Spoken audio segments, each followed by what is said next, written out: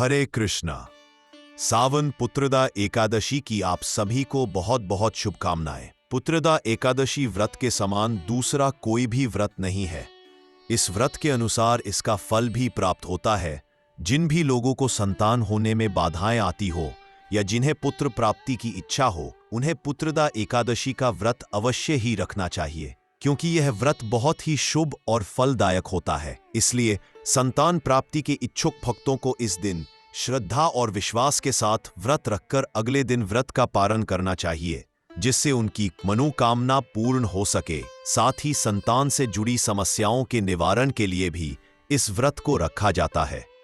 इस बार साल 2025 में पुत्रदा एकादशी का व्रत रखा जाएगा 5 अगस्त मंगलवार को, और पुत्रदा एकादशी साल में 2 बार आती है, एक सावन के महीने में और दूसरी पौष के महीने में। एकादशी के दिन व्रत रखने वाले भक्तों को एक दिन पहले ही दशमी तिथि की रात से नियमों का पालन प्रारंभ कर देना चाहिए।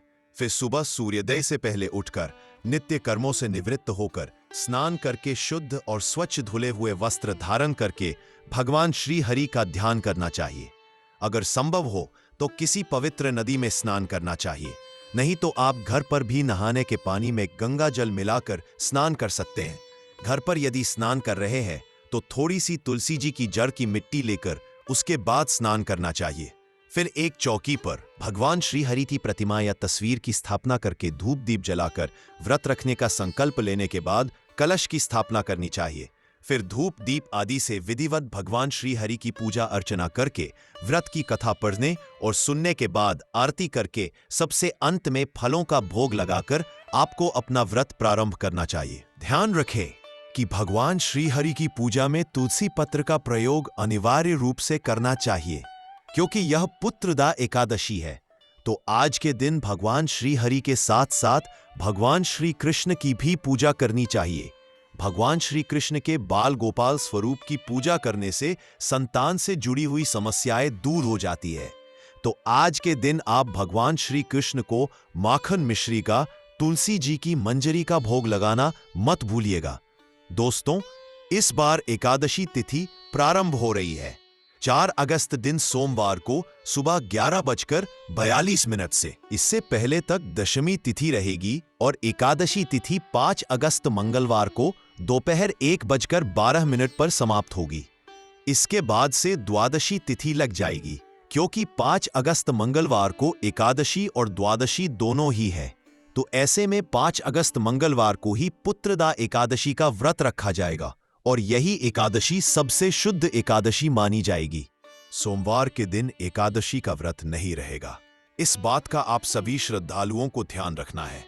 और इस बार एकादशी व्रत वाले दिन यानी 5 अगस्त दिन मंगलवार को ब्रह्म मुहूर्त के समय से लेकर दोपहर 1:12 तक भद्रा भी रहेगी। लेकिन इस बार भद्रा का वास रहेगा स्वर्ग लोक में, और मान्यताओं के अनुसार जब भद्रा स्वर्ग लोक में रहती है तो वह धरती लोक पर अशुभ नहीं रहती। तो आप चाहे सुबह की पूजा हो, कोई दान पुण्य हो, वो आप कर सकते हैं। मंगलवार के दिन ब्रह्म मुहूर्त सुबह 4:27 से 5:15 तक रहेगा। सूर्योदय सुबह 6:13 पर होगा और सूर्यास्त होगा शाम 7:02 पर। प्रातः काल पूजा मुहूर्त रहेगा सुबह 4:41 से 5:45 तक। शाम की पूजा आप कर सकते हैं शाम 7:09 से 8:13 के बीच में, और इस दिन इंद्र योग भी बन रहा है, लेकिन इंद्र योग सुबह 7:25 तक ही रहेगा। इसके अलावा सुबह 11:23 तक ज्येष्ठ नक्षत्र रहेगा। उसके बाद में मूल नक्षत्र प्रारंभ हो जाएगा। आइए अब प्रारंभ करते हैं एकादशी की व्रत कथा। मित्रों, आज हस्तिनापुर की भव्य राजसभा शांति से भरी हुई है, परंतु महाराज युधिष्ठिर के अंतःकरण में एक गहन चिंता व्याप्त है। राज्य का संचालन, धर्म का पालन और प्रजाजन का कल्याण, ये सभी कर्तव्यों को उन्होंने निष्ठा से निभाया है। परंतु फिर भी एक प्रश्न उनके मन में बारंबार उमड़ता है। एक ऐसा प्रश्न जो न केवल राजधर्म से जुड़ा है, बल्कि समस्त मनुष्यों के जीवन और उनके भविष्य की चिंता से जन्मा है। वे विचार मग्न होकर अपने महल के एकांत कक्ष में बैठे हैं। उनके नेत्र दूर क्षितिज को निहार रहे हैं, पर मन भीतर की किसी गहराई में उतर चुका है।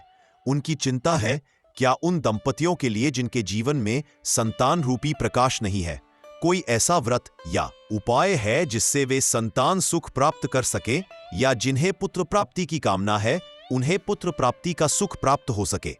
क्या ईश्वर ने ऐसा कोई मार्ग बताया है जो निज संतानों को भी संतान की कृपा दे सके? यह प्रश्न केवल कोई सांसारिक जिज्ञासा नहीं थी, यह एक धर्मात्मा राजा की भावना थी जो समस्त प्राणियों के कल्याण हेतु उत्तर खोज रहा था। और जब धर्म के पथिक, सत्य के सेवक युधिष्ठिर महाराज इस भावना से श्री हरि को स्मरण करते हैं, तब स्वयं भगवान श्री कृष्ण, द्वारिका के नाथ योगेश्वर, धर्म और करुणा की मूर्ति, अपनी दिव्य दृष्टि से यह पुकार सुन लेते हैं।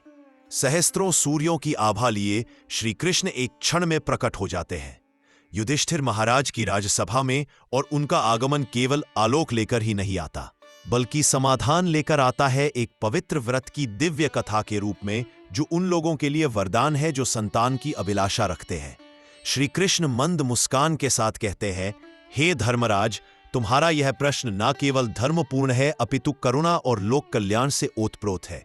मैं तुम्हें उस व्रत की कथा सुनाता हूं जो श्रावण मास के शुक्ल पक्ष की एकादशी को किया जाता है और जिसे पुत्रदा एकादशी कहा जाता है। अब आरंभ होती है वह दिव्य कथा जिसे स्वयं श्री कृष्ण ने धर्मराज युधिष्ठिर को सुनाया, जो आज भी श्रद्धा और विश्वास से जीवन में संतान सुख की आशा लेकर आती है। एकादशियों के महात्म्य का आनंद लेते हुए धनुर्धर अर्जुन ने कहा, हे प्रभु, ये कल्याणकारी और महापुण्यदायी कथाएं सुनकर मेरे आनंद की सीमा नहीं है और मेरी जिज्ञासा बढ़ती जा रही है। हे कमल नयन, अब आप मुझे श्रावण माह के शुक्ल पक्ष की एकादशी की कथा सुनाने की कृपा करें। इस एकादशी का क्या नाम है तथा इसके व्रत का क्या विधान है? इसमें किस देवता का पूजन किया जाता है और इसका व्रत करने से किस फल की प्राप्ति होती है? श्री कृष्ण ने कहा, हे धनुर्धर, श्रावण माह के शुक्ल पक्ष की एकादशी की कथा के श्रवण मात्र से ही अनंत यज्ञ का फल प्राप्त होता है। हे पार्थ, द्वापर युग के आरंभ में ही महिष्मती नाम की एक नगरी थी। उस नगरी में महाजित नाम का एक राजा राज्य करता था। वह पुत्रहीन था, इसलिए वह सदा दुखी रहता था। उसे वह राज्य सुख और वैभव सभी कुछ बड़ा ही कष्टदायक प्रतीत होता था, क्योंकि पुत्र के बिना मनुष्य को इहलोक और परलोक दोनों में सुख नहीं मिलता है। राजा ने पुत्र प्राप्ति के बहुत उपाय किए, किंतु उसका हर उपाय निष्फल रहा। जैसे जैसे राजा महाजित वृद्धावस्था की ओर बढ़ता जा रहा था, वैसे वैसे उसकी चिंता भी बढ़ती जा रही थी।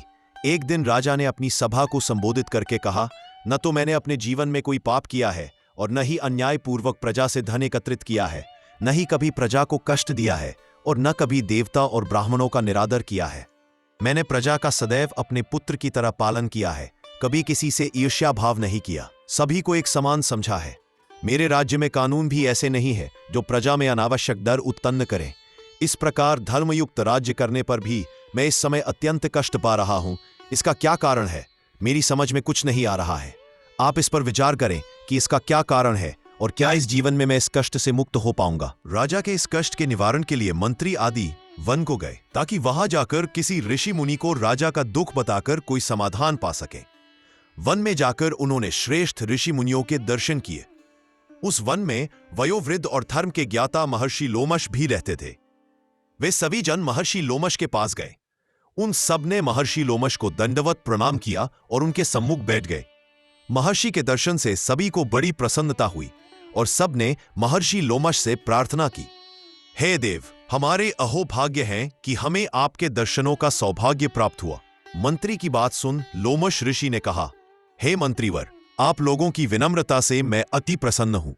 आप मुझसे अपने आने का प्रयोजन कहें। मैं आपके कार्य को अपने सामर्थ्य के अनुसार अवश्य ही करूंगा, क्योंकि हमारा शरीर ही परोपकार के लिए बना है।